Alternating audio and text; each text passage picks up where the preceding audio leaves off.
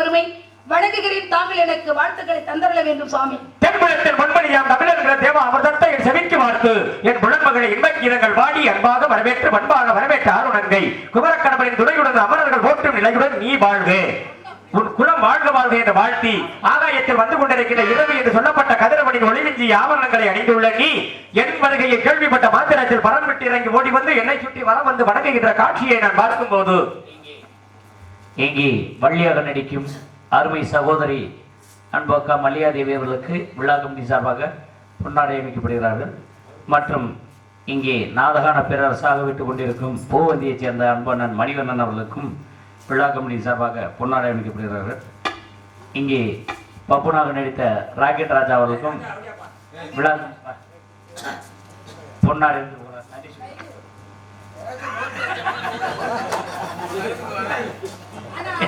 கூப்பிட வர்றேடா குருநாதை பண்ற வேலையை பத்தியா? எங்க அண்ணன் எவ்வளவு வேகமா வர்றாரு பத்தியல. பொன்னாடை பொத்தி பெருமை. உங்க அண்ணன் பொதுவாகவே ஆம்பளையார் கூப்பிட்டா சக்கன் வந்துருவார். விழா கமிட்டியாருக்கும் கிராமத்தாருக்கும் என் சார்பிலும் எங்கள் கலைக்கும் சார்புகள் நெஞ்சார்ந்த நன்றியை தெரிவித்துக் கொள்கிறேன். ஆடை அறிவித்த கிராம பெரியவர்களுக்கும் கமிட்டியாளர்களுக்கும் அத்துணை உள்ளங்களுக்கும் எங்கள் சார்பாக அமைப்பாளர் துணை செயலாளர் வல்லரசு அவர்கள் சார்பாகவும் நன்றி கலந்த வணக்கத்தை பணிவன்போடு கூறிக்கொண்டு பணிகளை தொடங்குகின்றோம். நன்றி, வணக்கம் வணக்கம் வணக்கம்.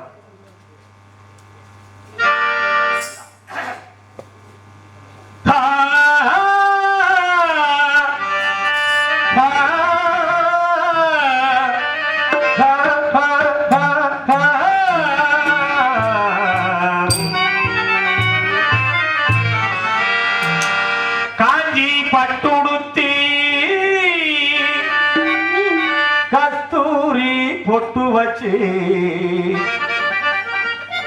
தேவதை போலி நடந்து வர வேண்டும்.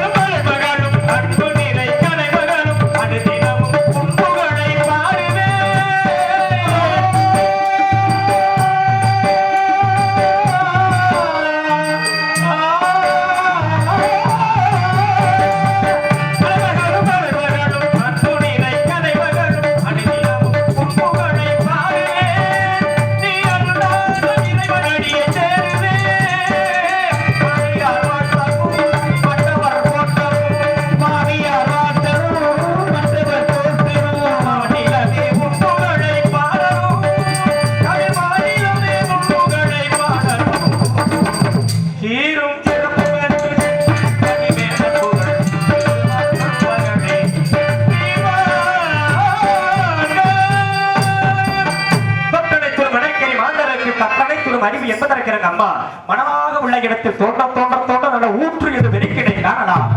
அதே போல மனிதர்கள் எல்லாம் படிக்க படிக்க அறிவுகள் சொல்லக்கூடிய சிகரங்களை காண்பதை போல உங்களை சிறந்த அறிவாளி என உணர்ந்த நான் உன்னிடம் சில கேள்விகளை கேட்கலாம் என்று நினைக்கிறேன். கேட்கலாம் அம்மையே அண்ணமகளே?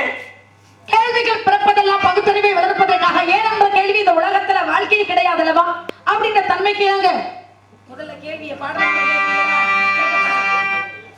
என்ன எதிர்பார்ப்பு ஒன்று இருக்க வேண்டும் அல்லவா?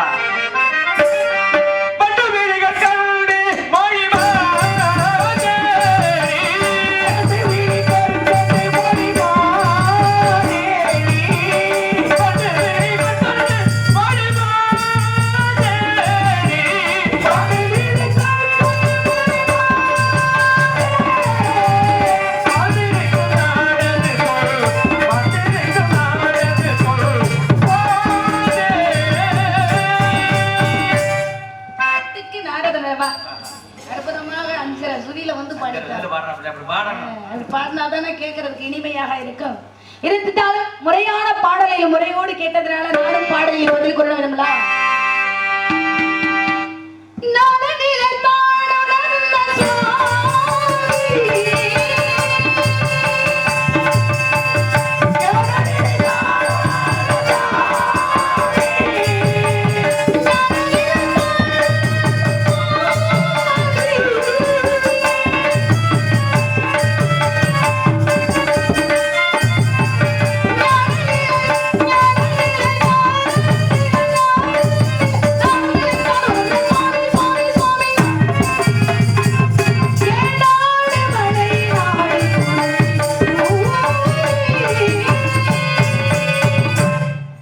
அருமையான பாடல், அற்புதமான ஆழ்ந்த கருத்துக்கள். அதனாலதான் 4 பேர் போன பாதையில போகணும். 4 பேர் மெச்சறது மாதிரி வாழணும். அந்த 4 பேர் மெச்சுவது யாரு? 4 பேர் மெச்சறது மாதிரினா உலகத்துல 4 பேர் மெச்சறது மாதிரி வாழ்க்கை உலகத்தில் யாருக்கும் அமையாது. அமைந்து விட்டால் அவன மாதிரி பாக்கியசாலி யாரும் கிடையாது. மாதா பிதா குரு தெய்வம் இப்படி 4 பேரும் வந்து வச்சிருந்த மாதிரி வாழணும். பெத்தவர்கள் மனசு வந்து புண்படுத்தப்பட்டு நம்ம வாழணும்னு நினைச்சோம்னா ஒரு காலம் நம்ம வாழ்க்கை என்பது சிறப்பாக அமையாது. அம்மா வந்து எப்ப வந்து சந்தோஷம் அடைவாள்? ஈன்ற பொழுதில் பெரிதுவக்கும் தன் மகனை சான்றோன் என கேட்ட தாய்னு வழியை மறந்து 10 மாதம் சுமந்து பெற்றெடுக்கிற குழந்தை வந்து பார்த்த உடனே திருமுகத்தை பார்த்த உடனே சந்தோஷம் அடைவா. அதை காட்டில இருந்து எப்ப சந்தோஷம் அடைவாள் அப்படின்னா தன் குழந்தை நல்லவன், உயர்வானவன், சான்றோர் அப்படின்னு சொல்லி மற்றவர்கள் புகழ்ச்சியை கேட்டு பெருமிதம் கொள்ளக்கூடிய ஒரே ஜீவன் பெற்ற தாய் மட்டும்தான்.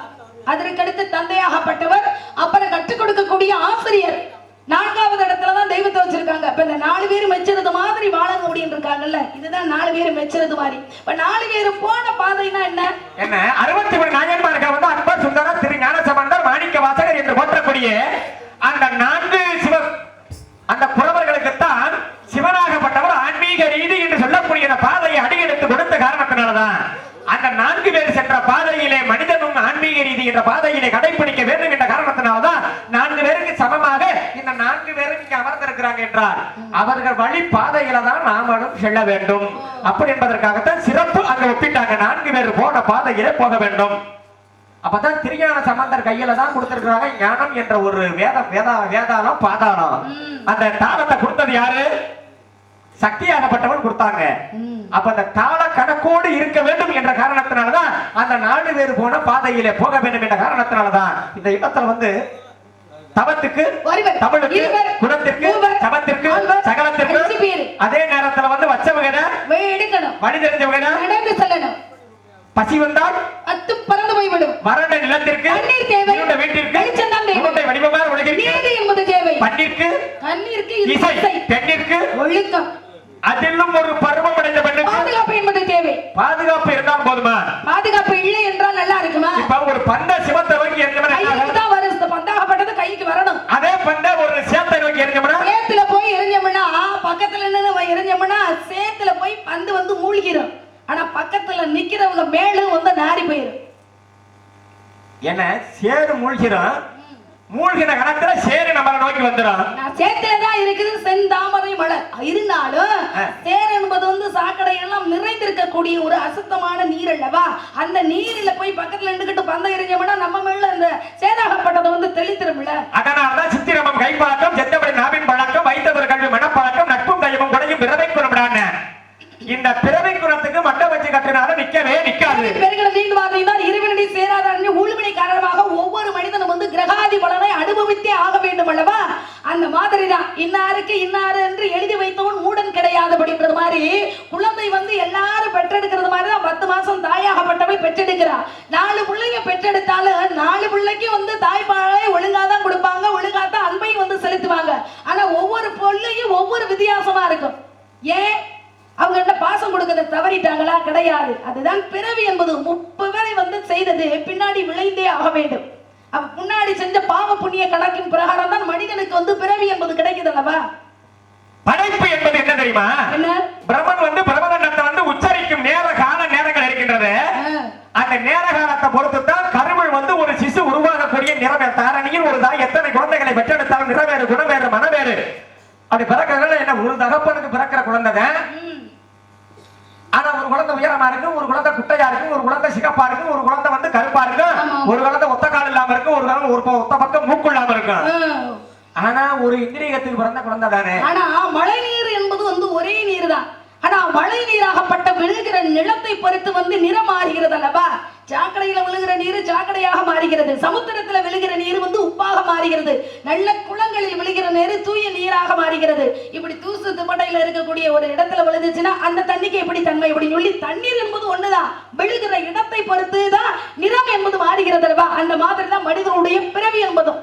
அதை போல இந்த இடத்துல வந்து சுட்டி காட்டிய இந்த இடத்துல வந்து எட்டி பிடிக்கக்கூடிய புத்தி என்ன என்ன? ஏன்னா புத்தி என்ன புத்தி அப்படின்னா கற்பூர புத்தி, கரிமட்ட புத்தி, கதலி புத்தி அப்படின்னு சொல்லி 3 வித புத்திகள் இருக்கு. இப்ப கற்பூர புத்தி அப்படின்னா பத்த வச்சுன்னா பட்டுன்னு வந்து பத்திக்கிறது கற்பூரமாகப்பட்டது, கொஞ்ச நேரம் எரியும் அப்படியே அணைஞ்சு போயிடும். கற்பூரம் இருக்க தொண்டி தானே எரியும். ஆனால் இந்த கதலி புத்தி அப்படின்றது என்ன? கதலி என்றால் வாழை மரம். இந்த வாழை மரையத்தை வந்து சருகுகள் வந்து காஞ்சி போய் கிடக்கிற இடத்துல வந்து தீய பத்த வைங்களேன், எப்பயுமே பிடிக்காது, புகஞ்சுக்கிட்டே தான் இருக்கும், தீ என்பது கிடைக்காது. ஆனா இந்த கரிமட்டை புத்தி என்பது என்ன தெரியுமா? பிடிப்பதற்கு கொஞ்சம் நேரம் ஆகும், ஆனால் கடல் என்பது சீக்கிரமாக அணையாது. எதற்காக சொல்ல வந்தேன், அன்றைக்கு வடலூரில் வள்ளலாகப்பட்டவர் வந்து மூட்டி வைத்த தீயாகப்பட்டது இன்றும் வந்து கடலாக எரிந்து கொண்டிருக்கிறது. தைப்பூச திருநாள் வந்து அரைப்பெருஞ்சோதி தனிப்பெரும் கருணை அப்படின்னு சொல்லி மாணிக்க வாசகராகப்பட்டவர் வந்து எப்படி பெருமைகள் வந்து இறைவனை பாடினாரோ அதே போல அவர் எப்படி பாடினாரு? வள்ளலாராகப்பட்டவர் வந்து இறைவனை ஜோதிமயமாக கண்டவர் அவர். அப்ப அவர் ஏற்றி வைத்த தீயாகப்பட்டதை இன்னும் வந்து எரிந்து கொண்டிருக்கிறதுனா அந்த கடல் என்பது சீக்கிரமாக அணையாது. எப்படி வந்து பிள்ளை முகம் காணாத தாய் வந்து பாருங்களேன், நம்ம பிள்ளைய பார்க்கலைன்னா வாடி போயிருப்பாங்க. அதே மாதிரி தாய் முகம் காணாத பிள்ளையும் 100 பேர் இப்ப ஒரு பக்கத்துல இருந்து அரவணைச்சாலுங்க ஒத்த தாய்க்கு வந்து ஈடாகாது. அதே மாதிரி எவ்வளவுதான் நீர்களை பாய்ச்சி நிலத்தில் வந்து பயிர்களை செழிக்க வைக்கலாம், ஆனா ஒரு மழைக்கு ஈடு இணையாகுமா? மழை முகம் காணாத பயிர் எப்பவுமே வாடி போயிருக்கும். அந்த மாதிரி வாடிய பயிரை பார்த்தோன்னா அவர் வாடி போய் இப்படித்தான் உலகத்துல மக்கள் பசி பிணியினால் வாடிக்கொண்டிருக்கிறார்கள். அவர்களுடைய பிணியை போக்க வேணும் அப்படின்னு சொல்லி அன்றைக்கு அன்னச்சத்திரம் என்பது ஆரம்பித்தார். இன்றைக்கு அது நடந்துகிட்டு இருக்குல்ல, அந்த மாதிரி இருக்கணும். தாயினுடைய உள்ளத்தை பத்தி சொன்னீங்க பாத்தீங்களா? உண்மையிலேயே இந்த தாய், அதான் ஒரு தாயாகப்பட்டவள் எத்தனை பிள்ளைய பெற்றாலும் இந்த முதலிலே பெற்றெடுக்கிறார் பிள்ளை. ஆமா, அந்த பிள்ளை மேல் இருக்கக்கூடிய ஒரு பாசம், தாயினுடைய பாசம் அந்த தாய்க்கு தான் தெரியும். ஏன்னா ஒரு பெண்ணாகப்பட்டவள் எப்பொழுது முழுமை அடைகிறார் அப்படின்னா தாய்மை அடையும் பொழுதுதான் பெண் என்பவள் முழுமையாக பெண்ணாக வந்து உருவாகிறார். அப்ப இந்த உலகத்துல வந்து மலடி என்ற பட்டத்தை நீக்கி தாய்மை பட்டத்தை கொடுக்கக்கூடியது முதல் குழந்தை. அதனாலதான் குந்தி பட்ட பாடலாம் இருப்பதியா என்ன வேதனைப்பட்டா தெரியுமா? எப்படிப்பட்ட சபைகளிலெல்லாம் தான் முதலிலே பெற்றெடுத்த குழந்தையை எப்படி நம்ம மறுத்து விட்டோமே, பெத்த மனம் பித்து பிள்ளை மனம் கள்ளு என்றுபாங்க என்ற காட்சிய காரணத்தினால் அப்ப என்ன பண்ணுவாளா? பார்க்கிற வட்டமெல்லாம் என்ன ஒரு ஆசனத்துல ஒரு சிம்மாசனத்துல கர்ணன் போய் ஏறி அப்படி படிக்கட்டில் ஏறி அமர போறேன். அந்த கூட்டத்தில் இருக்கக்கூடிய இந்த குந்தி பார்க்கிறா. அவ என்ன பார்த்தா தெரியுமா? சபையில் உள்ளவங்க அத்தனை பேரும் கர்ணனை பார்க்கிறாங்க. அவன் ஏறி அப்படி அமர போற நேரத்தில் அப்படி பின்புறமாக பார்க்கிறாங்க. இவளும் பார்க்கிறா. எல்லோரும் பார்த்த பார்வை என்ன, இவள் பார்த்த பார்வை என்ன? அப்படி இந்த உற்று நோக்கி பார்க்கும் பொழுது அப்பதான் கர்ணனுடைய இடதுகால் புதிங்கால பார்த்தாலாம். ஏன்னா இந்த சூரிய பகவானுக்கு இடதுகால் புதி வந்து குதிரைக்கால் போல இருக்குமா? அந்த குதிரைக்கால் போல அப்படியே இருக்கின்றது என்று அப்படியே மன வேதனைப்பட்டு பார்த்தா என்ன, முதலிலே பெற்றெடுத்த அந்த சூரியனுடைய அருளினால் பெற்றெடுத்த குழந்தையே இந்த சபையிலும் நாம இப்படி மனமுருக இருக்கின்றோமே என்று அப்படி மனதார நினைத்து பார்த்தாலாம். ஏன்னா சூரிய பகவானுக்கு வந்து தேரோட்டிக்கு வந்து இருக்கிறது யாருன்னா குதிரையாகப்பட்டது தானே. ஏன்னா 7 குதிரையை போட்டு தான் சூரிய பகவான் ஆகப்பட்டவரே வந்து வேகமா செல்லுவாரு அப்படின்னு சொல்லுவாங்க. அந்த சூரிய பகவானுடைய அந்த குதிரையினுடைய அம்சம் இருக்கு வந்து கர்ணன் ஆகப்பட்டவருக்கு. ஏன்னா கர்ணனுக்கு எதற்காக அப்படி இருக்கணும் அப்படின்னு சொல்லி அதுக்கு ஒரு காரணம் இருக்குல்ல. துர்வாச முனிவருக்கு பணிவிடை செய்ததை பார்த்து இவ்வளவு வயசுல ஒரு கண்ணியமான முறையில முனிவர்கிட்ட எப்படி நடந்துக்கிறோம் அப்படின்னு சொல்லி அறுபதமாக பணிவிடை செஞ்சதுனால மன மகிழ்ச்சி அடைந்து முனிவர்கள் வந்து முன்கூட்டிய விஷயத்தை அறியக்கூடியவங்க. உங்களுக்கு என்னென்ன தெரியும்? கடந்த காலம் தெரியும், நிகழ்காலம் தெரியும், எதிர்காலம் என்பது தெரியும். இருந்தாலும் அதே போல முனிவர்கள் எல்லா விஷயத்தையும் அறியக்கூடியவர்கள். குந்திக்கு இப்படிதான் வந்து பின்னாடி நடக்க போகிறது அப்படின்னு முன்கூட்டிய விஷயத்தை அறிந்து கொண்டு அவர் என்ன செஞ்சாரு, மந்திரத்தை 5 மந்திரத்தை வந்து உச்சரித்து, நீ யாரை நினைத்து இந்த மந்திரத்தை சொன்னாயோ உனக்கு ஒரு புத்திர பாக்கியத்தை, குழந்தை பாக்கியத்தை வந்து கொடுத்துட்டு போவாங்க அப்படின்னு சொல்லிட்டு போயிட்டாரு. இது சின்ன பிள்ளை என்ன செஞ்சுச்சு, என்ன இது மந்திரத்தை சொன்னாப்புல குழந்தை கிடைக்குமா, கொஞ்சம் சோதிச்சு தான் பார்ப்போமே அப்படின்னு சொல்லி சூரிய பகவானை நினைத்து ஒரு மந்திரத்தை சொன்னால் குந்தியாகப்பட்டவள் உடனே சூரிய பகவான் அருமையான கவச குண்டலத்தோட ஒரு குழந்தையை வந்து கொடுத்து விட்டு போனது யாரு, சூரிய பகவான். ஒரு கவசத்தோட ஒரு குண்டலத்தோட ஏன் கர்ணன் வந்து பிறக்கணும்? காரணம் இருக்குமா? என்ன காரணம்? என்ன, அந்த கர்ணனாகப்பட்டவன் வந்து முதலிலே ஒரு பிறவியிலே ஜெகத்குரு அசுரனாக பிறவி எடுத்திருந்தான். அவன் வந்து 1000 புஜபல பராக்கிரமம் உள்ளவன்.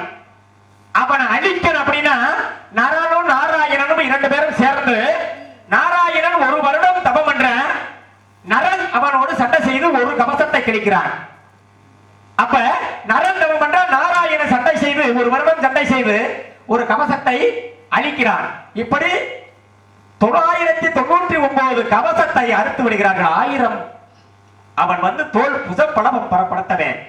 அப்படி 999 புஜத்தை அறுத்து விடுகிறார்கள். ஒரே ஒரு கவசம் மீதம் இருக்கும் நேரத்திலே கால நேரங்கள்லாம் முடிந்து விடுகிறது. இந்த அசுரன் என்ன பண்றான், சூரியனிடம் போய் ஐக்கியமாக மாறி விடுகிறான், அடைக்கலம் புகுந்து விடுகிறான். அந்த அடைக்கலம் புகுந்ததோடு அந்த ஒரு கவசத்தோடு மீதத்தோடு இருந்த காரணத்தினால் மறுபிறவியிலே சூரியனுடைய அருளினால் அந்த ஒரு கவசத்தோடு அவன் மறுபிறவியிலே பிறக்கின்றான். இதை காரணமாக வைத்துத்தான் மறுபிறவியிலும் அந்த கர்ணனாக அவதார பிறவியிலே கண்ணன் தான் சூழ்ச்சியான முறைகளிலே அந்த கவசத்தையும் குண்டலத்தையும் வாங்கக்கூடிய தன்மை அந்த நாராயணனுக்கு உண்டு. அப்படி என்ற காரணத்தினால்தான் கர்ணனுடைய பிறவி இருக்கின்றது. மகாபாரதத்துல வந்து உண்மையான ஒரு வீரனை யார சொல்ல முடியும்? யார சொல்லுவீங்க? தளர் வித்தையில சிறந்தவர்கள் வந்து யார் அப்படின்னா, கலைகளை கற்றுக்கொண்டு முறையாக திகழ்ந்தவன் யாருன்னு அப்படியே விஜயன். அர்ஜுனனாகப்பட்டவன் அவன் தளிர் வித்தையில வந்து சிறந்தவனான குருவு கிட்ட பக்கத்துல இருந்து பாடத்தை கற்றுக்கொண்டவன். இன்னொருத்தன் யாருன்னா ஏகலைவனாகப்பட்டவன். ஏகலைவன் என்ன செஞ்சான், குருவே எனக்கு நீங்க வந்து கலைகளை கற்றுக் கொடுக்கணும் அப்படின்னு சொல்லவும், உன்னைய மாதிரி வந்து வேடர் குலத்துல பிறந்தவர்களுக்கு வந்து நான் வந்து இந்த வித்தையெல்லாம் சொல்லிக் கொடுக்க மாட்டேன், முறையாக சத்திரியர் வம்சத்தில் பிறந்த குழந்தைகளுக்கு தான் பாட பயிற்சி எல்லாமே நான் கற்றுக் கொடுப்பேன் அப்படின்னு சொல்லி நிராகரிச்சுட்டாரு. இருந்தாலும் மானசீகமா அவரையே மனதால குருவாக நினைத்து உருவ சிலையை வந்து செய்து அவர் சொல்லிக் கொடுக்கிற மந்திரம் அத்தனையும் கலைகளை மத்தியும் இந்த கலையலைய குருவே இல்லாமல் குருவாக நினைத்தவன் கற்றுக்கொண்டான். அப்ப ஏகலைவனை போல ஒரு மாணவன் உலகத்துல இருக்க முடியுமா? குருவே இல்லாமல் கத்துக்கிட்டானே, நீ யாரப்பா வந்து உனக்கு குரு அப்படின்னவன், நீங்க தான் எனக்கு குரு.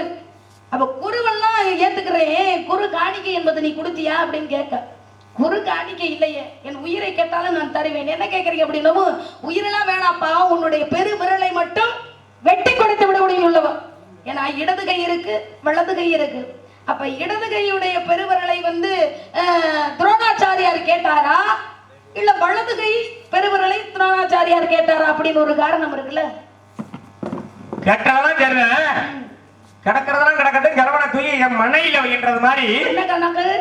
என்ன மனையில வைன்றது மாதிரி? மனை என்றால் என்ன? ஏன்னா அது ஒரு பெரிய ஒரு சாபனம். ஆனால் மனையில வந்து என்ன 101 பேர் இருந்தாங்க, 111 பேரும் இருந்தாங்க. அந்த மனைக்கு ஒரு சிறப்பு உண்டு என்ற காரணத்தினாலதான் இப்ப இந்த இடத்துல வந்து உன்னை நான் சந்திச்சிருக்கிறேன். அப்படின்னா அதுக்கு சந்திச்சேன்னு எனக்கு தெரியல. இருந்தாலும் தேவலோகத்துல இருக்கக்கூடிய நாரத மகரிஷி வள்ளி பண்ணை வந்து சந்திச்சிருக்கேன்னா பெருமையான விஷயம் தான். உங்க பேர் என்ன? என் பெயர் வள்ளி. தந்தையின் பெயர் நம்பி. தாயின் பெயர் மோகினி. வந்த நோக்கம் காவலுக்கு. கையில் இருப்பது காவன். அமைந்திருப்பது வணங்குவதோ குகன். ஆக தெரிஞ்சுதான் இந்த இடத்துல வந்து நான் உன்னிடம் பேசிக் கொண்டிருக்கிறேன் என்ற காரணத்தினால்தான் உங்களை பற்றி எனக்கு எல்லாம் தெரியும். எல்லாம் தெரிந்தவர்கள் இருங்க சுவாமி, எல்லாம் தெரிந்தவர்கள் வந்து உலகத்துல யாருமே கிடையாது. எல்லாரும் சொல்றாங்க, நீங்க வந்து வள்ளி பண்ணிட்டு வந்து சொல்லாதீங்க. உன்னை பத்தி எல்லாம் தெரியும்னா கடல் ஆழம் கண்டவர்கள் உண்டு. கண்ணினுடைய மனதாளத்தை ஒருத்தர் வந்து கணக்கிட்டு சொல்ல முடியாது. அப்ப என்ன பத்தி வந்து வேற விஷயத்தை இப்படி பிறந்திருப்பேன், இப்படி வளர்ந்திருக்கு, இப்படிமே நடக்க போகும் அப்படின்னு தெரியும். ஆனா என்னுடைய மனதிற்கு என்ன இருக்குன்னு உங்களுக்கு தெரியுமா? எல்லாம் தெரிந்துதான் உன்னுடைய தீன் தமிழார் கேட்க வேண்டும். மனதில் என்ன ஓடுகிறது என்ற அத்துணையும் எனக்கு தெரியும். நீங்க ஏன் வந்தா, எதற்கு வந்தா, ஏன் நீதான் வரணுமா அப்படிங்கிறது எங்களுக்கு தெரியும். தமிழை பேசணும் அப்படின்னா கற்றறிந்த இருவர் கலந்து உரையாடினால்தான் தமிழுடைய சுவை நயம் அப்படின்னு புரியும். எல்லாமே 2 கலந்து இருக்கணும். இன்பம் ஒன்று இருந்தால் துன்பம் ஒன்று இருந்தே தீரும். ஆனா தமிழை மட்டும் பேசுவதற்கு கற்றறிந்த இருவர் கலந்து பேசணுமா? கற்றறியாத இருவர் வந்து கலந்து பேச முடியுமா? ஒருத்தன் படிச்சவனா இருக்கான், ஒருத்தன் படிக்காதவனா இருக்கான். தான் படித்த கல்வியினால 4 பேரையாவது அறிவாளி ஆக்க நினைக்கின்றவன் சிறந்த கல்விமான், அவன் தான் ஆசிரியர். தான் படித்த கல்வியினால எவனையாவது முட்டாளா ஆக்கிறன்னு சொல்லி நினைக்கின்றவன் ஒரு காலம் தகுதியான ஆசிரியராக இருக்கவே முடியாது. நான் கேட்கிறேன், ரோணர் வந்து ஆசிரியரா இருந்தார். பாண்டவர்களுக்கு அவர்தான் குரு, கௌரவர்களுக்கும் அவர்தான் குரு. தான் பெற்ற பிள்ளைக்கு அஸ்வத்தமனுக்கும் அவர்தான் குரு. அவர் பாரபட்சம் இல்லாம பாடத்தை கற்றுக்கொடுத்தாரா? அவர் பாரபட்சமே பண்ண கிடையாது. என்ன அப்படி சொல்றீங்க? அதுதான் உண்மை. உண்மையே கிடையாது. பாரபட்சம் இல்லாமல் வந்து அவர் கத்துக் கொடுக்கவே கிடையாது. அதனாலதான் யுத்த காலத்தில் எல்லா வித்தையும் தெரிஞ்சும் அவரும் வந்து இறப்பதற்கான காரணம் வந்தது. என்ன யுத்த காலத்தில் அத்தனையும் கற்றும் தெரிந்திருந்தும் அவர் வந்து என்ன தானாகவே அவர் வந்து விதி மறையன் அப்படின்னா அவர் செய்த முற்பிறவியினுடைய கணக்கு. முற்பிறவியில அப்புறம் இருக்கட்டும், ஒரு ஆசிரியர் வந்து 1000 மாணவர்கள் படிக்கிறாங்கன்னு வைங்க, 1000 பேருக்கு ஒரே விதமா பாடம் சொல்லி கொடுக்கிறவரு தான் ஆசிரியர். 1000 பேரை விட்டுப்பட்டு ஒருத்தருக்கு மட்டும் நல்லா இவன் திகழனா அப்படின்னு சொல்லி கொடுத்தா அவர் ஆசிரியரா? இப்ப நீங்க சொன்னீங்களே எல்லாருக்கும் ஒரே மாதிரி தான் இந்த குருநாதன் இருக்கிறாரா? என்ன இப்ப ஒரு இடத்துல மண்ணுல ஒரு பூமியில வெட்டு அப்படின்னா வெட்டுன இடத்துல வந்து அந்த இடத்தை பொறுத்துதான் அந்த மண்ணுடைய நிறம் கிடைக்கும். ஒரு இடத்துல வந்து உப்பு மண்ணாவும் வந்துடும், ஒரு இடத்துல வந்து மணலா கிடைச்சிடும், ஒரு இடத்துல செம்மண்ணலா கிடைச்சிடும், ஒரு இடத்துல கரம்பை மண்ணாவும் வந்துடும். அதே போல எத்தனை மாணவர்களாக இருந்தாலும் ஒவ்வொரு மாணவர்களையும் துரோணாச்சாரியார் வந்து சோதித்து பார்ப்பார். இதுல வந்து நமது புகழை எவன் நிலைநாட்டுறேன் அப்படிங்கறத அவர் கற்றுக்கொண்ட வித்தைகளை வந்து எந்தெந்த இடத்துல இந்த வித்தையை எப்படி விதைத்தால் இது எப்படி தலையும் என்பது அவருக்கு என குருநாதர்களுக்கு தெரியும். ஏன்னா எல்லா வித்தையுமே அப்படியே அள்ளி எப்படி திறந்து போட்ட மாட்டாங்க.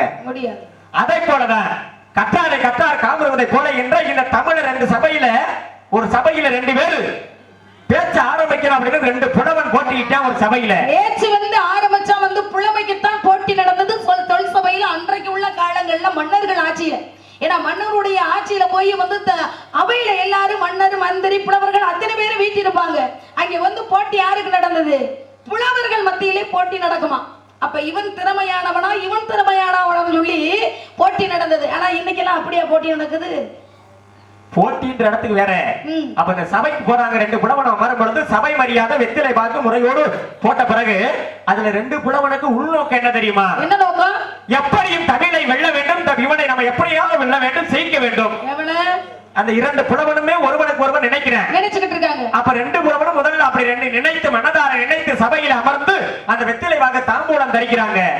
அப்ப அதுல ஒரு புலவன் நினைச்சானா தன்மையா அகந்தையோடு ஆள்காட்டி உரலால் சுண்ணாம்பை எடுத்து அப்படி கீழ் வரிசை பல்லுல அப்படி வைக்கிறேன். அப்படி வச்சவன் அவன் அறியாமையா அந்த ஆள்காட்டி விரலில் மேல் பகுதியில் உள்ள சுண்ணாம்பாகப்பட்டது அவனுடைய மேல் உதட்டிலே ஒட்டியது. அவனுக்கே அது தெரியல. அப்ப அந்த எதிரே இருந்த புலவன் பார்த்து சொன்னான், என்னப்பா ஐயா புலவரே, மேல்வானத்தில் வெள்ளி முத்திரைக்கிறது என்று சுட்டி காட்டினானா. அப்ப மேல்வானத்தில் வெள்ளி முத்திரைக்கிறது என்று சுட்டி காட்டின உடனே இவன் வானத்தை பார்க்கிறான். அப்ப சுற்றி இருந்தவனும் பார்க்கிறாங்க, வானத்தை பார்க்கிறாங்க. மேல்வானத்தில் வெள்ளி முத்திரைக்கிறது என்று இந்த புலவன் சுட்டி காட்டினானே. பட்டப்பகல்ல எங்காவது வெள்ளி தெரியுமா? தெரியாது. ஆனா இவன் சொன்ன உடனே அவன் சுற்றி மேல பார்க்கிறான்னா அந்த அளவுக்கு அவனுக்கு வந்து அறகுறை என்பதை அவன் புரிந்தான், பார்த்தான். அப்பதான் இந்த சொன்னவன் சிரிச்சானா. மேலே பார்த்தவனுக்கு புலப்படவில்லை. என்ன புலவரே, மேல்வானம் என்று சொன்னால் நீங்க சூழ்ச்சமத்தின் காரணத்தினால் சொன்னா நீங்க ஒத்துக்கிறவங்க புரிஞ்சுக்கிறவங்கிறதானே நான் சூழ்ச்சமான முறையில சொன்னேன். நீங்க இப்படி வானத்தை பாக்குறீங்க, பட்டப்பகல வானத்துல வெள்ளியை எங்காவது பார்த்திருக்குமா ஐயா அப்படின்னு உடனே அப்பதான் சொன்னானா, மேல்வானம் என்பது மேல் உதடு, கீழ்வானம் என்பது கீழ் உதடு. நீ ஆள்காட்டி உரலால் சுண்ணாம்பை எடுத்து வைத்தீரல்லவா, அந்த சுண்ணாம்பு மேல் உதட்டியில் ஒட்டியது, அதைத்தான் நான் மேல்வானத்தில் வெள்ளி பூத்திருக்கிறது என்று கூற வந்தேன். அப்படி என்று சுட்டி காட்டிய உடனே அந்த புலவன் சொன்ன புலவன் அடிமை என்று யாசகமாக எழுதி கொடுத்தானா.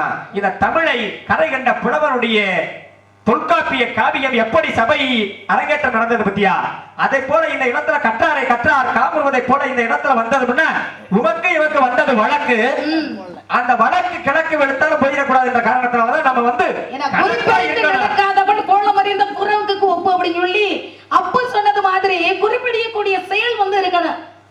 சொல் புத்தி சுய புத்தி அப்படின்னு சொல்லுவாங்கல்ல, இந்த சொல் புத்தி வந்து இருக்கும் மனுஷனுக்கு, சுய புத்தி இருக்கணும். நான் கேட்கிறேன், நான் வந்து சொல் புத்தி கேட்க மாட்டேன், சுய புத்தியோட இருப்பேன் அப்படின்னு சொல்லி எந்த மனிதனும் வாழ முடியாது. சுயபுத்தி இருக்கக்கூடியவர்கள் சொல் புத்தி சொல்லும் போது இது நல்லதா இது கெட்டதா சுயமா சிந்திச்சு செயல்படணும். அதுதான் சொல் புத்தி சுய புத்தி அப்படின்வாங்க. இந்த இரண்டு புத்தியும் இருந்தால் வாழ்க்கை நமது சிறப்பாக அமையும் அப்படின்றத போல நல்ல அற்புதமா மேல் உதடு கீழ் உதடில் சுண்ணாம்பை சொன்னதுனால அவன் குறிப்பெறியக்கூடிய தன்மை இருக்காதனால இந்த பிரச்சனை நடந்தது அப்படின்னு சொல்லி சொன்னீங்க. அப்ப குறிப்பெறியக்கூடிய தன்மை யார்கிட்ட இருந்தது? பாரதத்துல எடுத்துக்கிட்டீங்கன்னா பீமனாகப்பட்டவன் என்ன செஞ்சான்? எவ்வளவோ அடிச்சு உதைச்சு பாக்குறான். யாரு? துரியோதனன். மண்ணுக்குள்ள புதைஞ்சு போய் மறுபடியும் உயிர் பெற்று வருகிறான்.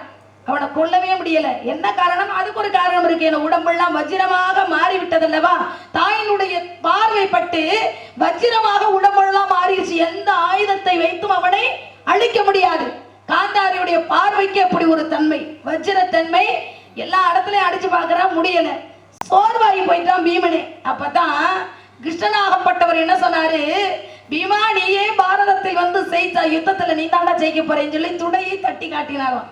அப்பதான் புரிஞ்சுக்கிட்டான். இன்னொரு சாபம் கூட, முடிவு கொடுத்த சாபம் கூட, துடையில் அடிபட்டு இறக்கணும் ஆணவமாக பேசுகிறாள் அப்படின்னு சொல்லி முடிவு கொடுத்த சாபம். இன்னொன்னு என்ன சாபம் அப்படின்னா, பாஞ்சாலி ஆகப்பட்டவள் துடையில் அமரவா அப்படின்னு சொல்லி எல்லாரும் உட்கார்ந்து இருக்கிற நேரத்துல பெண்ணை அழைத்து, நீ இருக்கிறதுக்கு இடம் இல்லைன்னா என் துடையில் அமர்ந்து கொள்ளு அப்படின்னு சொல்லி துரியோதனன் ஏளனமாக பெண்ணை பார்த்து சொன்னானா. அப்பதான் சொன்னாலா, எந்த துடையில் அமர வைக்க சொல்கின்றாயா அதே துடையை கிழித்து அதில் வரக்கூடிய உதிரத்தை என் கூந்தலில் தடவி அப்பதான் என் சிகையை முடிவை அப்படின்னு சொல்லி பாஞ்சாலி சபதம் செய்தார் அல்லவா? அந்த சபதம் நிறைவேறணும். அந்த சபதம் எல்லாமே ஞாபகத்துக்கு துடையில் அடிபட்டு இறந்தான் துரியோதனன். உடம்பே வஜ்ரமா மாறிடுச்சு. அப்ப தொடையில மட்டும் அடிச்சோன்னா இறந்தான். அதுக்கு ஒரு காரணம் இருக்குல்ல. ஏன்னா துடையில அடிச்சது இறந்தான்னா துடையில தான் அவனுக்கு சீவநாடி அங்கதான் இருக்கிறது. ஏன்னா அந்த இடத்துலதான் பார்வை மட்டும் படாத காரணத்தினால், யார் பார்வை? காந்தாரியுடைய பார்வை. காந்தாரியுடைய வச்ச பார்வை அந்த துடையில மட்டும் படவில்லை. அங்கதான் அவனுக்கு சாவு என்ற ஜீவநாடி அங்கதான் தொடங்குது. அதனாலதான் அந்த வச்சரம் என்ற பார்வை அந்த இடத்துல மட்டும் பொதிந்திருந்தது. இது செய்த வேலை யாரு? வேலை யாரு? கிருஷ்ண பரமாத்மா தான். கண்ணன் தான் சகலத்தையுமே பண்றாரு. கண்ணன் லீலை இல்லவா? அப்பதான் இவன் உடம்பெல்லாம் வஜ்ரமாக மாறிடுச்சுன்னா நம்ம பாண்டவர் பக்கம் இருக்கிறான், நம்ம இருக்கிற பக்கம் வெற்றி என்பது வராது. அப்ப இவன் அழிந்தாத்தான் வெற்றி என்பது நம்ம பக்கம் வரும். பாண்டவர்கள் பக்கம் கௌரவர்கள் தோக்கணும். அப்ப என்ன செஞ்சாரு? காந்தாரியாகப்பட்டவன் சொல்றா, உன் உடம்பெல்லாம் நான் பார்க்கணும்பா அப்படின்னு சொல்லி. ஏன்னா தாய்க்கு தலைப்பிள்ளை நீங்களே சொன்னீங்கல்ல, பெற்ற பிள்ளை துரியோதனா முதல் பிள்ளை. அந்த பிள்ளைய என்ன செய்யறான்? எந்தவித ஆடையுமே இல்லாமல் நிர்வாணமாக என் முன் நில்லு அப்படின்னு சொல்லி காந்தாரி சொன்னான். அம்மா ஏதாவது காரணம் இல்லாம சொல்ல மாட்டாங்கல்ல. ஏன்னா தாய் பார்த்து வளர்ந்த உடம்புதான்.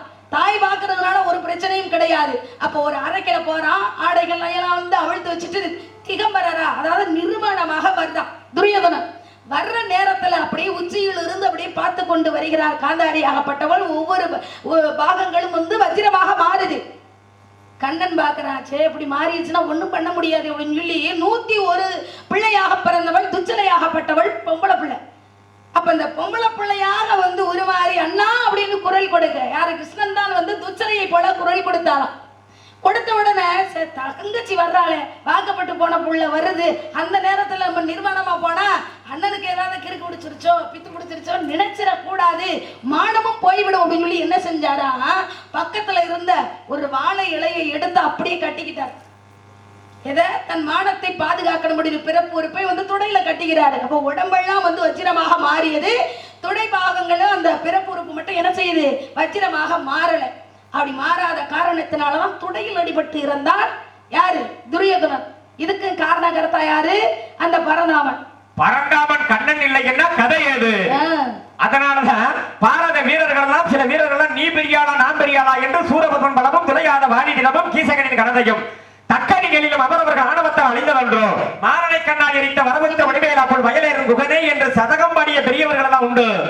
ஆனால் இன்னைக்கு நான் உன்னை சந்திச்சிருக்கிறேன் அப்படின்னா பெரிய சதகம் பாட போறீங்களா? என்ன சபதம் போட்டா நீங்க ஏத்துக்கிறீங்க? இல்ல சபதம் பாட என்னன்னு ஏத்துக்கிறேன்னா அந்த அளவுக்கு வந்துட்டோம்னா நான் வெட்டுக்கு கொடுக்குற ஆளு கிடையாது.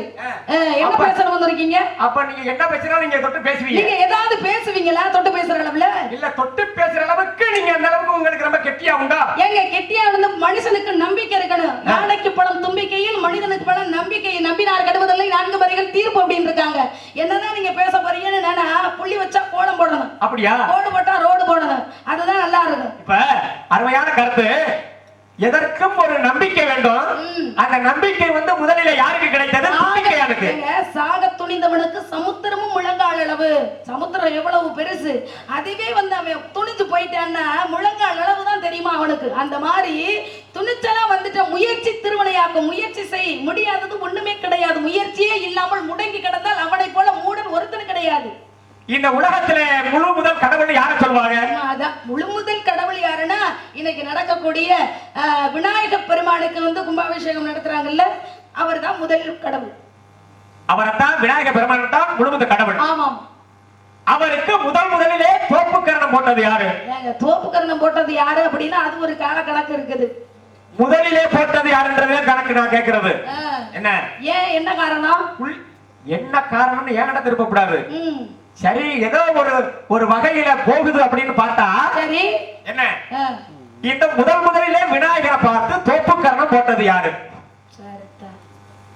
இதுதான் கேள்வி, வேற ஒன்றும் இல்ல. எல்லாம் தெரிந்தவர்கள் யாரும் கிடையாது, எல்லாம் தெரியாமல் யாரும் கிடையாது. கடுகு சிரித்தாலும் காரம் குறையாதுல, சிறிதுருமாக இருந்தாலும் பள்ளு குத்த உதவதான் செய்யும்.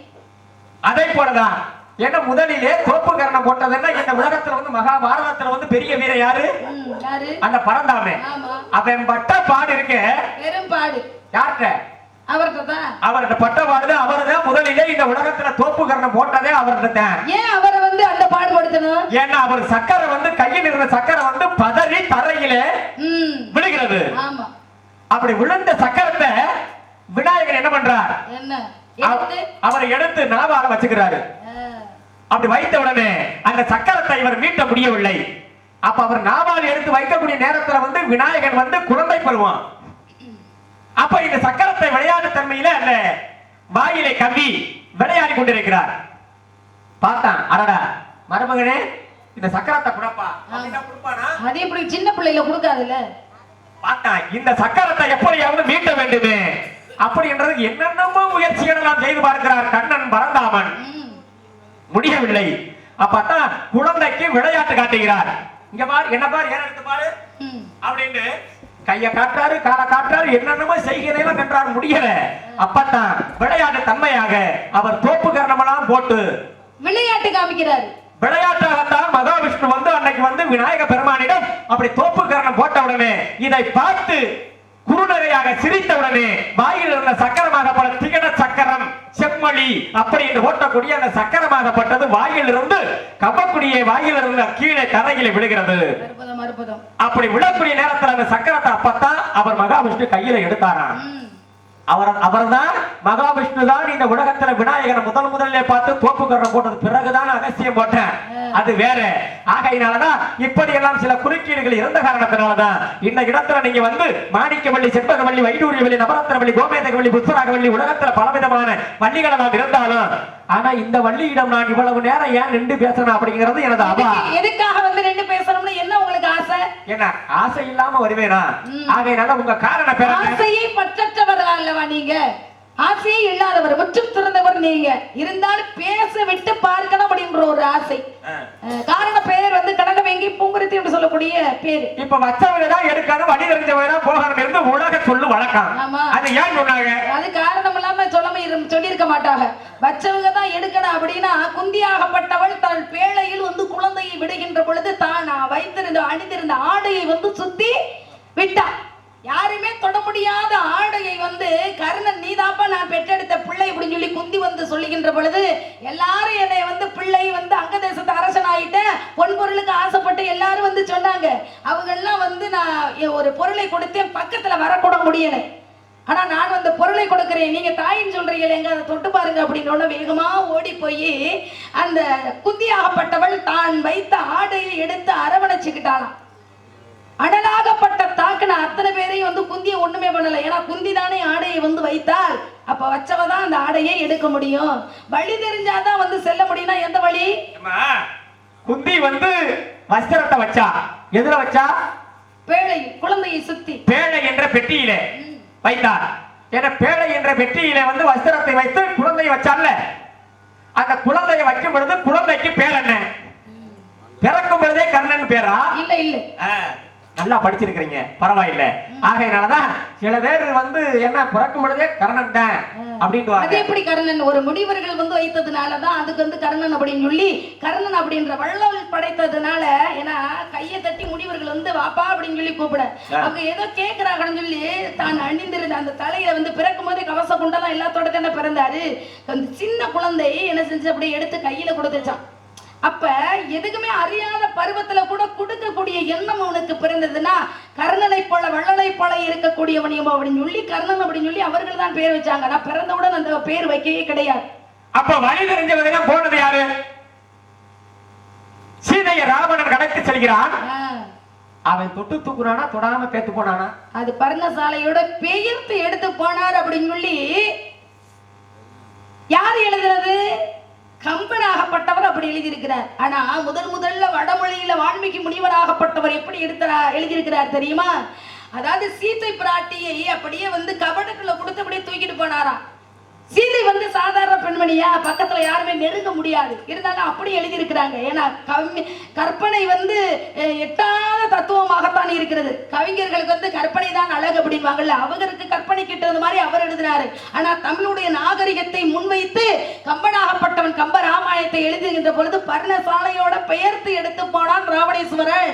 வழி தெரிஞ்சவங்க தான் செல்ல முடியும் அப்படின்னா, வழிமுறையை சொன்னது யாரு அப்படின்னா, தான் தசரதனுடைய உற்ற நண்பனாக இருக்கக்கூடிய சம்பாதி அப்படின்னு சொல்லக்கூடிய பறவையாகப்பட்டதுதான் இவன் தான் எடுத்து சென்றான் அப்படின்னு சொன்னதை கேட்டுத்தான் அதுக்கு பின்னாடி வழியை நோக்கி ஆஞ்சநேய பெருமாள் போறார். தென்னிலங்களை சீதா பிராட்டி அசோகவனத்தில் இருந்ததை பார்த்து மறுபடியும் ராமனிடம் விஷயத்தை சொன்னாராம். அவ வழிமுறை இல்லாமல் போக முடியுமா?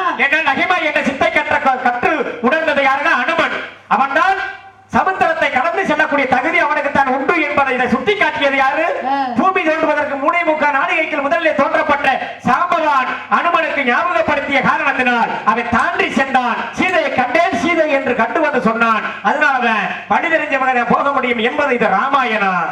பச்சவங்கதான் எடுக்கணும் அப்படின்னா வஸ்திரத்தை அன்று வைத்தவளா அவளே இதுதான் உள்ளே ஒரு மஞ்ச வஸ்திரம் இருக்கிறது என்று சபையறிய சொல்லி எடுத்தாள். அதனாலதான் குந்தி பச்சவங்க தான் எடுக்கணும் அப்படிங்கிறது அது மகாபாரதம். அதனால இப்படி இடைப்பட்ட நேரத்துல இந்த இடத்துல வந்திருக்கீங்கன்னா உங்களுக்கு ஒரு வரன் பார்த்திருக்கிறேன் நான். இறைவா, எதுக்கு நீங்க பார்த்துட்டு வரணும் வரன்? நான் பார்க்காம எங்க அப்பா அம்மா இருக்காங்க, நாட்டு மக்கள் இருக்கா, உங்களுக்கு என்ன தெரிய போகுது? கல்யாணத்தை பத்தி உங்களுக்கு ஒண்ணுமே தெரியாதே சுவாமி. எனக்கு என்ன தெரிய போகுதுன்னு உனக்கு எப்படி தெரியும்? நீங்க தான் சொன்னீங்க எங்க அண்ணன்ட்ட, மண்ணாசை இல்லை, பெண்ணாசை இல்லை, பொன்னாசை இல்லை, 3 ஆசைகளும் இல்லாதவன் நாரத மகரிஷி இப்படி சொல்லி சொன்னீங்கல்ல. உண்டுதான். அப்புறம் எதுக்கு பெண் எப்படி இல்லறத்தில் வாழ வேண்டும் சொல்லி உங்களுக்கு தெரியாது? அவன் ஒரு குங்காப்பை அவன் கேட்கிறான், அவன் பேச்ச போய் நீ கேட்கலாமா? என்ன பையன்? ஆசை இருக்கின்றதானமா இந்த ஆடை ஆபரணங்களோடு இந்த இப்படி உருவத்தோடு நான் வந்திருக்கிறேன். ஆசை இல்லாத மனிதன் உலகத்துல அந்தத்தில் இருக்கவே கூடாது. நாரதன் எடுத்த பிறவிகள் 3: தேவ பிறவி, கந்தர்வ பிறவி, மானிட பிறவி. 3 வித பிறவிகளில் என்னென்ன நோக்கம் என்ன? பெண் என்றால் என்ன? குடும்பம் என்றால் என்ன? ஆசை என்றால் என்ன? மண்ணு என்றால் என்ன? பெண்ணு என்றால் என்ன?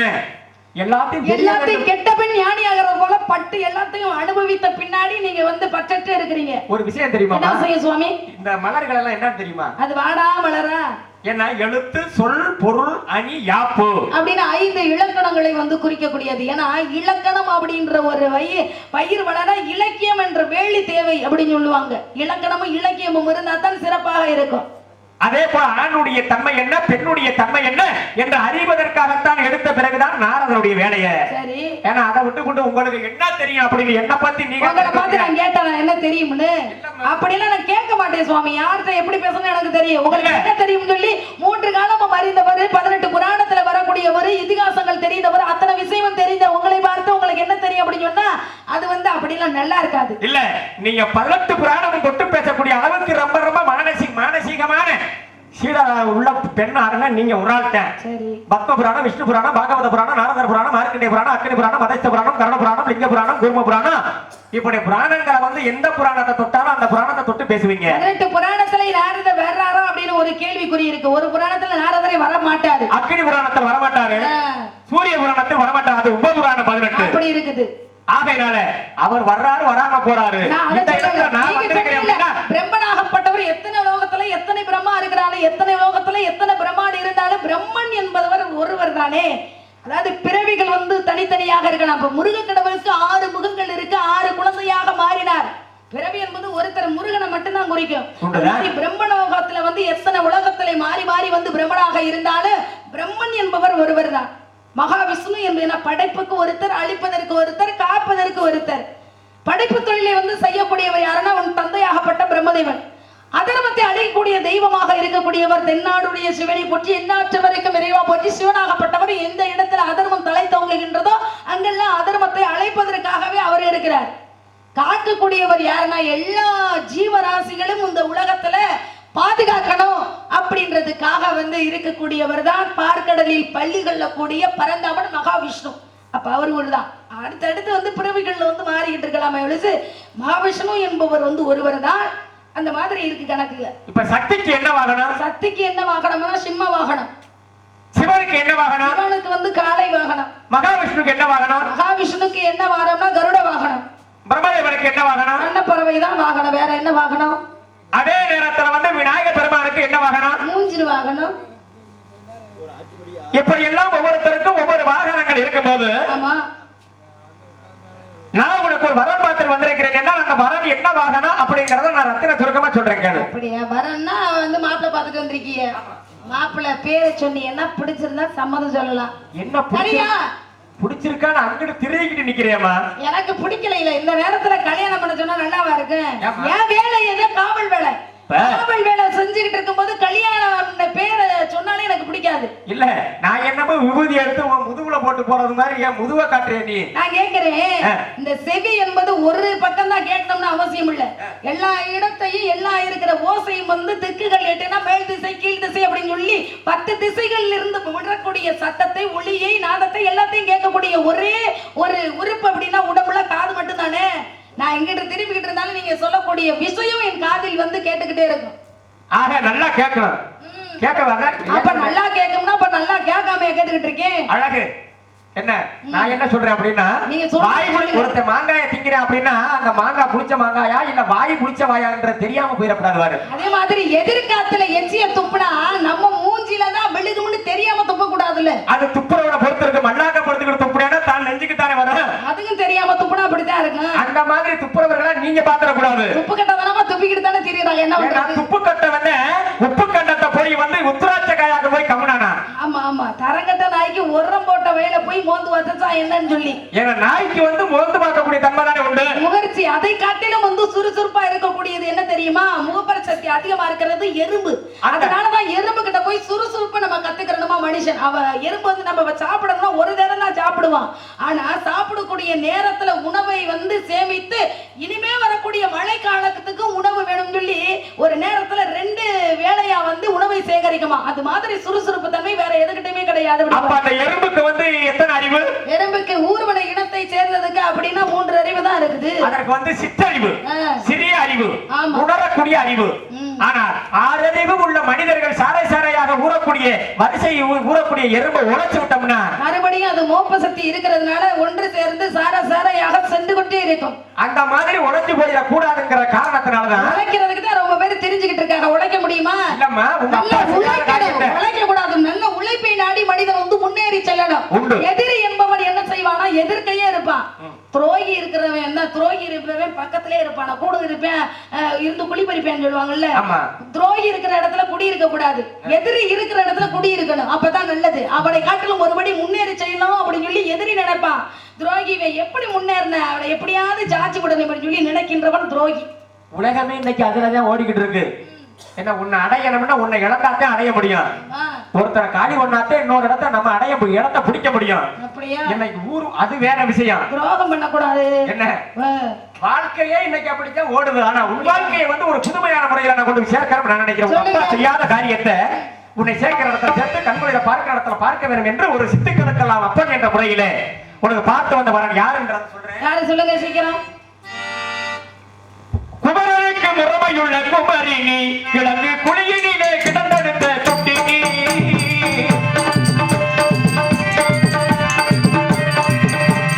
குமரனுக்கு முறைமையுள்ள குமரினி கிழங்கு குழியினிலே கிடந்தெடுத்த தொட்டினி நீ எதை பேசினால் நான் எதை பேசவா அந்த குறைதீர குமரா நீ நம்பேரலா எல்லாம் தெரிந்ததா பேசுறேன் இதனின் கூட்டத்தாரே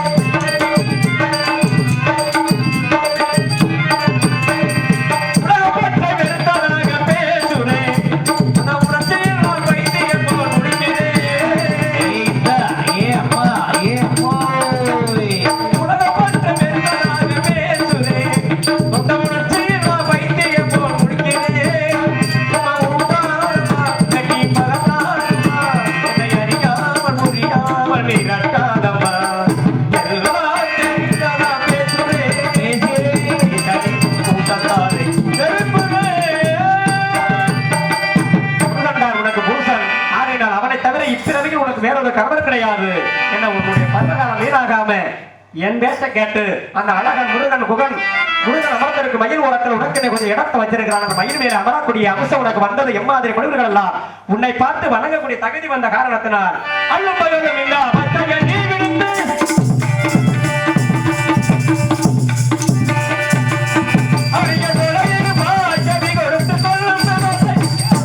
உங்க வார்த்தையை கேட்கணும் சொல்லி இவ்வளவு நேரம் எல்லாம் கேட்டதெல்லாம் நியாயமான பேச்சு கேட்டுக்கொண்டே இருந்தேன். ஆனா இப்ப வந்து நியாயமில்லாத ஒரு விஷயத்த வந்து சொல்றீங்க. முருக கடவுளை வந்து உனக்கு வந்து நான் பார்த்திருந்திருக்கேன் மாப்பிள்ளை அப்படின்னு சொல்லி அவர் ஏற்கனவே திருமணமானவர். 2வது தரமா நான் போகவும் முடியாது. தரத்திலும் தாரத்திலும் முதல் தரமா போவேனே தவிர ஒரு காலம் 2ஆம் தரமா நான் போகவே மாட்டேன். என பெருமாளும் நல்லவருமா திருநாளும் நல்ல திருநாள் பிரிந்தா இருந்த இடத்துல இல்லாமலே பரமத்தை எடுத்து போகுது அப்படின்னு சொல்லிக்கிடுங்க. தாங்கள் பார்த்துட்டு இந்த முருகப்பெருமா பிடிக்காதனால ஒரே வார்த்தை குட்டி கொடுப்பதங்கள் கோத்திரத்தின் மழையோ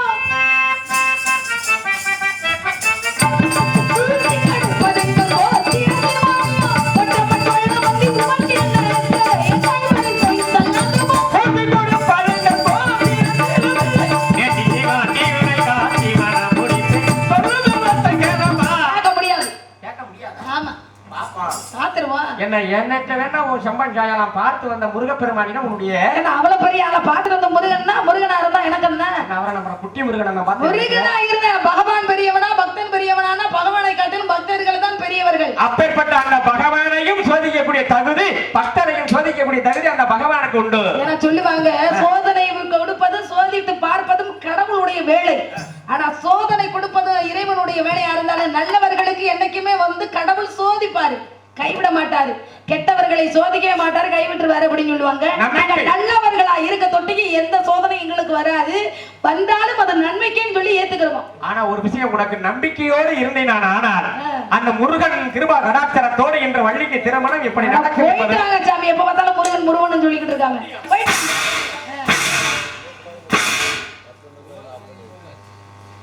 முருகா கந்தா கடம்பா கதிரி வேலா இனியாவது உன் கரங்க என்னும் தரிசனம் அந்த மாதிரி முருகா இனியாவது உன் கரணையிலும் தரிசனம் மேல் படை செய்வாய் செந்தில் வடி வேலா.